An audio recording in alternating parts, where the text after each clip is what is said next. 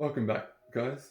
In today's video, I'm going to discuss how people react when I tell them I'm a Forex trader, what sort of impacts this had on me individually, and the absolute best, simple, and most effective ways to handle these reactions.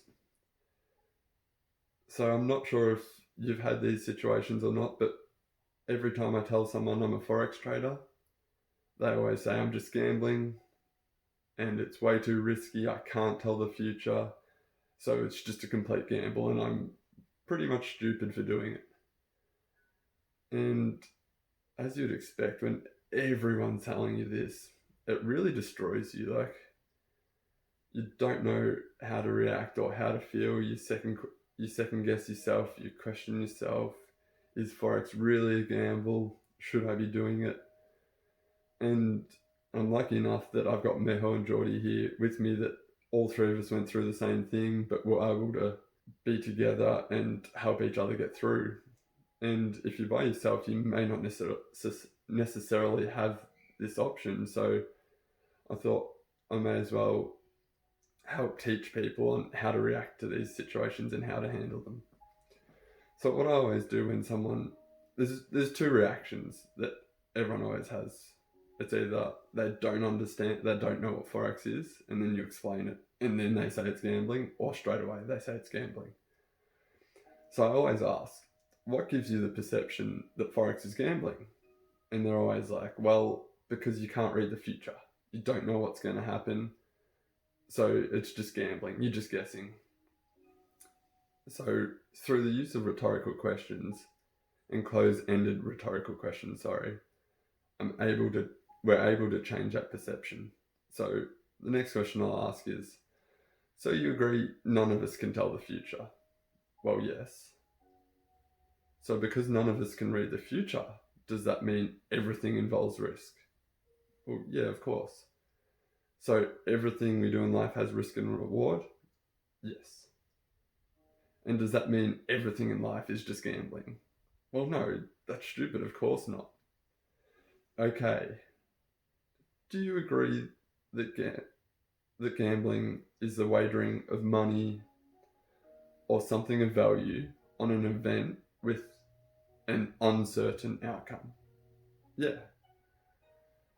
So you would agree that if you educate yourself, if you practice what you've learned and yield results doing your extensive practice, would you agree it's no longer an uncertain outcome? Well, yes, of course. And so if you agree with that, then do you agree that because I've educated myself and put in the extensive practice and seen the results of my practice, would you consider me to be gambling now?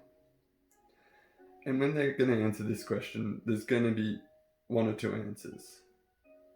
Oh, I guess not, maybe you are right. Or they will argue that it's still gambling because it involves losing money.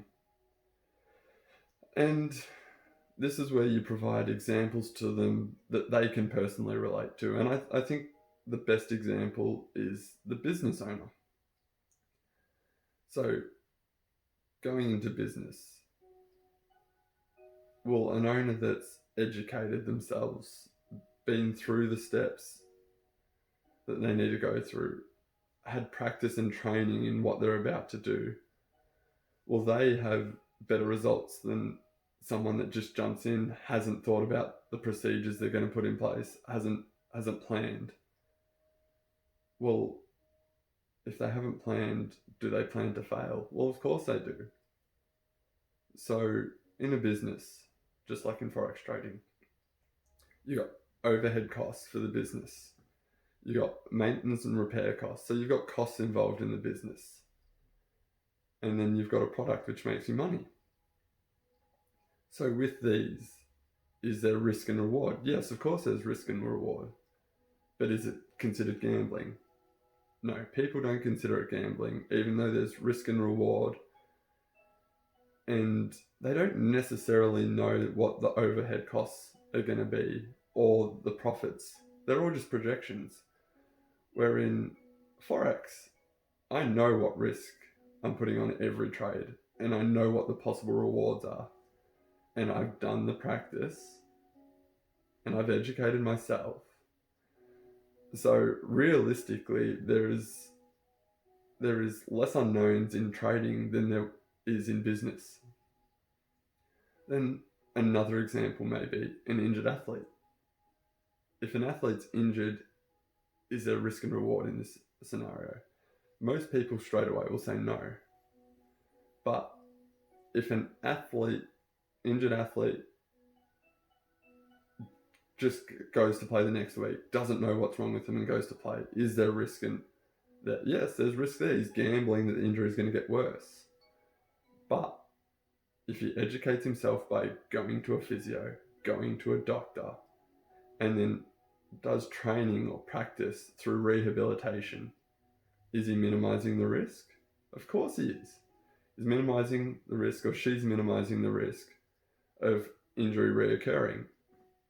And how does this relate to money, you may ask? Well, if a player goes back without going through the process of educating themselves what the injury is through a physio or doctor and doesn't do the training to get back, the risk of losing money is the risk of re-injuring yourself even worse and not getting paid out in your next contract. So there actually is risk of losing money. Same with a tradie. If you haven't done the education, if you haven't done the training involved in it, then you're viable and liable for anything that happens on site.